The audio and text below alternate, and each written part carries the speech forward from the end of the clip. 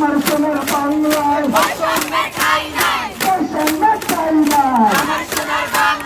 এই জায়গা থেকে আপনি স্লোগান দিয়েছিলেন আমার সোনার বাংলায় বৈষম্যের ঠাঁই নাই। এই স্লোগান দেখে আমরা দেখেছি যে দেশব্যাপী আপনার স্লোগান ব্যাপক পরিমাণে ভাইরাল হয়েছে।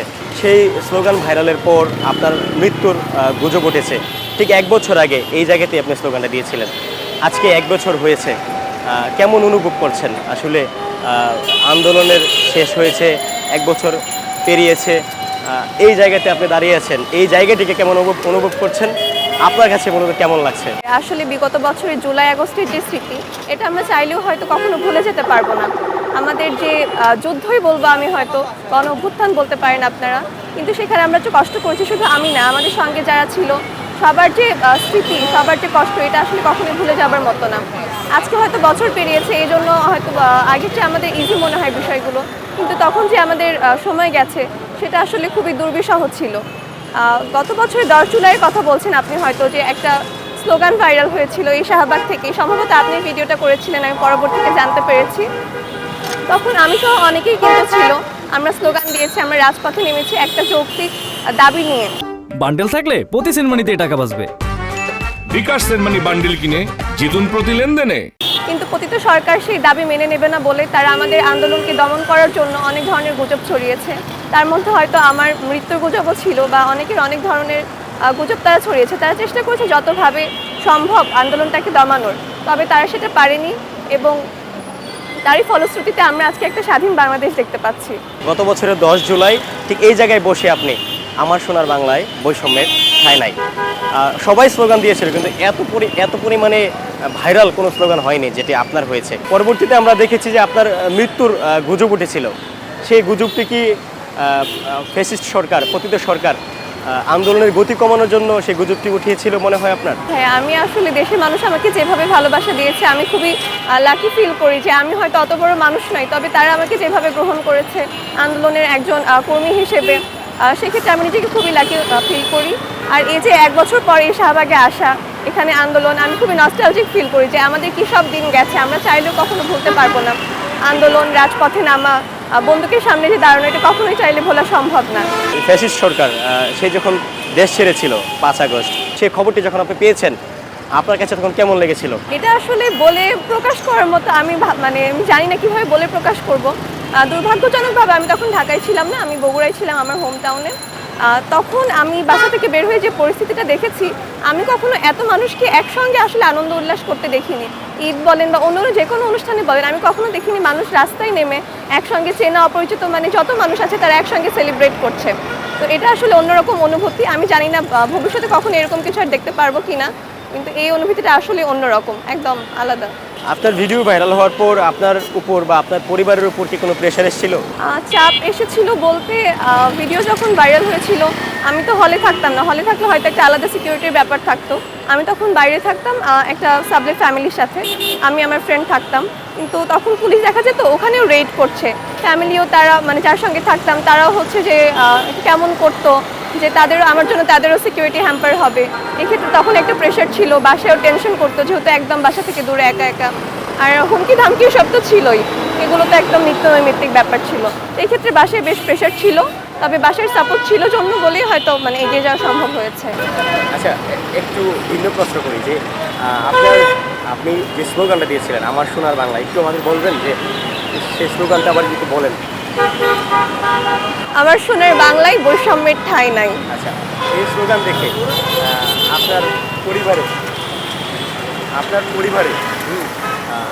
বিয়ের অফার এসেছিল কিনা? যে এত এত এত আলোচনা এসছেন, আপনি আপনার সৌন্দর্যের তারিফ করছিলেন, সব মিলে আপনার প্রতি একটা জেনারেশন, পুরো জেনারেশন আপনার প্রতি ফিদা হয়ে গিয়েছিল।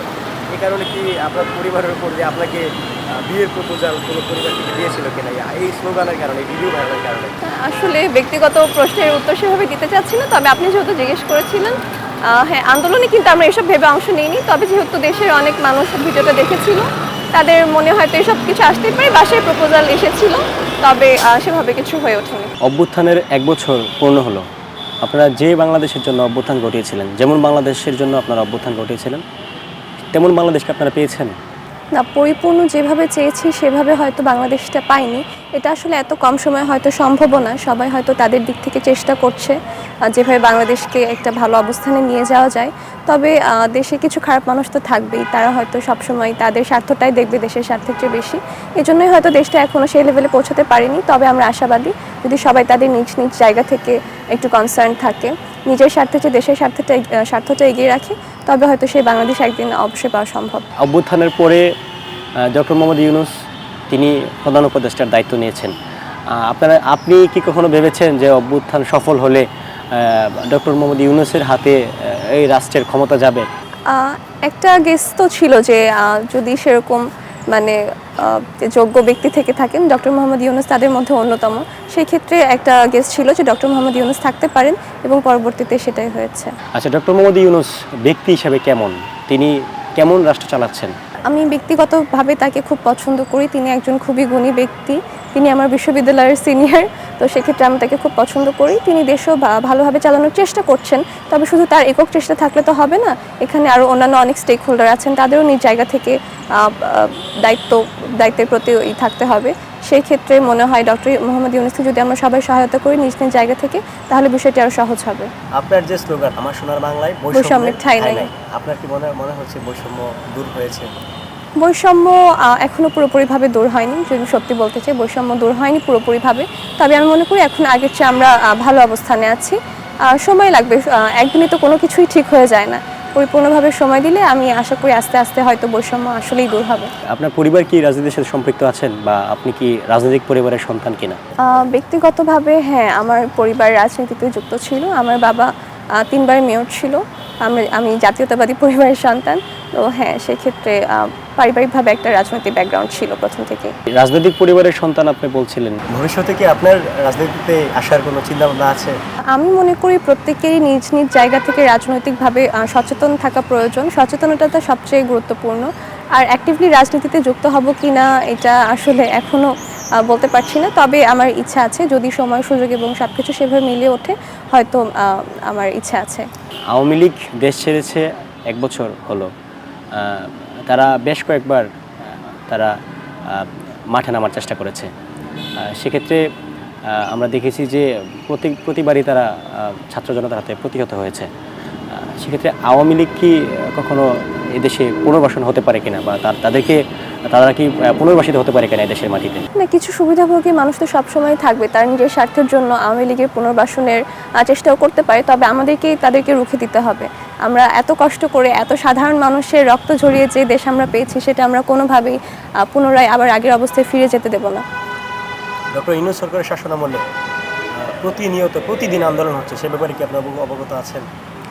একটা গণ অভ্যুত্থান পরবর্তী দেশে তো সবাই তারা তো অনেক দিন ডিপ্রাইভ ছিল তাদের রাইট থেকে। সেক্ষেত্রে তারা সবাই হয়তো চায় যে তাদের অধিকার পেতে বা তাদের যৌক্তিক দাবিগুলো যাতে মানা হয়। কিন্তু সেক্ষেত্রে হয়তো তারা আরেকটু সহনীয় হতে পারে, বা ডক্টর মোহাম্মদ ইউনূসের উচিত আরেকটু কঠোর হয়ে সেই দাবিগুলো মানা, বা সেক্ষেত্রে তাদের সঙ্গে কনসাল্ট করা বিষয়গুলো। আচ্ছা, আওয়ামী লীগের পতনের পরে আওয়ামী লীগ আমরা দেখেছি অনেকবার চেষ্টা করেছে তারা রাস্তায় নামার।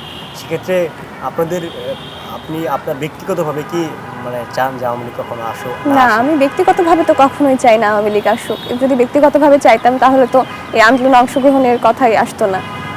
আমরা দেখেছি যে বিএনপি তথা প্রবীণ ব্যক্তিবর্গরা নানান সময় আওয়ামী লীগের নানান দিক তুলে ধরে, মুক্তিযুদ্ধের পক্ষে ছিল, এই ছিল সেই ছিল, বিভিন্ন ধরনের কথাবার্তা বলে। এগুলো কি মনে হয় যে তারা আওয়ামী লীগের পুনর্বাসনের জন্য এই ধরনের কথাবার্তা বলছে? না, প্রত্যেক জিনিসে আসলে নানা ধরনের পার্সপেক্টিভ থাকে, তাদের আলাদা মত থাকতেই পারে, তাদের একটা জিনিস দেখার দৃষ্টিভঙ্গি আলাদা হতেই পারে। এটা তাদের নিজস্ব ব্যক্তিগত মতামত, এই ক্ষেত্রে আসলে আমি কিছু বলতে চাই না। আচ্ছা, বর্তমান সরকারের উপদেষ্টাদের মধ্যে আপনার কি ব্যক্তিগতভাবে কারো কাজ দেখে আপনি অনেক বেশি অ্যাপ্রিসিয়েট হয়েছেন যে এই উপদেষ্টা আসলে তাকে আমরা হারাতে চাই না, প্রধান উপদেষ্টা বাদে বাকি যে উপদেষ্টাগুলো রয়েছেন, তাদের মধ্যে কি এমন কাউকে মনে হয়েছে যে না আসলে সে থাকলে হয়তো দেশে ভালো হতো, বা তাকে আমরা চাই, এমন কোনো উপদেষ্টার নাম? সবাইকে তো নিজ নিজ যোগ্যতার বেসিসে উপদেষ্টা হিসেবে অ্যাপয়েন্ট করা হয়েছে, কিন্তু এককভাবে একজনকেই চাই বা তিনি খুবই ভালো করছেন এরকম আসলে আমার কাউকে মনে হচ্ছে না।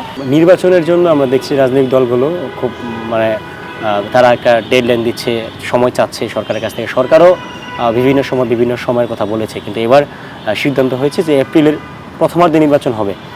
সেক্ষেত্রে নির্বাচন আপনি কি নির্বাচন এপ্রিলের প্রথমার্ধে চাচ্ছেন নাকি এই সরকারকে আরও সময় দেওয়া উচিত? আচ্ছা, আমার ব্যক্তিগতভাবে যা মনে হয়, সংস্কার তো কোনো মানে একদিনে হয়ে যাওয়ার বিষয় না, এটা হচ্ছে চলমান প্রক্রিয়া। এখন তারা যদি 1 বছর 2 বছর 3 বছর বা 5 বছর থেকে যায়, তারা যে সংস্কারটা কমপ্লিট করে যেতে পারবে এই গ্যারান্টি কিন্তু কেউ দিতে পারছে না। তো আর আরেকটা বিষয় যে সাধারণ জনগণ কিন্তু অনেকদিন ভোট দিতে পারেনি, ভোটিং রাইট কিন্তু তাদের একটা বেসিক রাইট। এই ক্ষেত্রে আমার মনে হয় সংস্কার যেহেতু চলমান প্রক্রিয়া, ডক্টর মোহাম্মদ ইউনূস যতটুকু করে যাচ্ছেন তিনি অবশ্যই একটু ভালো কাজ করে যাচ্ছেন, তিনি অনেক উন্নয়ন করেছেন।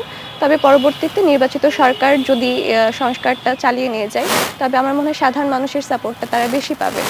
যেমন আপনি নির্বাচন দ্রুত হোক সেটার পক্ষে? আমি নির্বাচন চাই, সেটা দ্রুত হোক, বা যেহেতু তারা ফিক্স করেছেন, যারা ফিক্স করেছেন অবশ্যই যোগ্য ব্যক্তিরা মিলেই করেছেন, তারা নিশ্চয়ই একটা ভালো সময় চুজ করেছেন নির্বাচনের জন্য।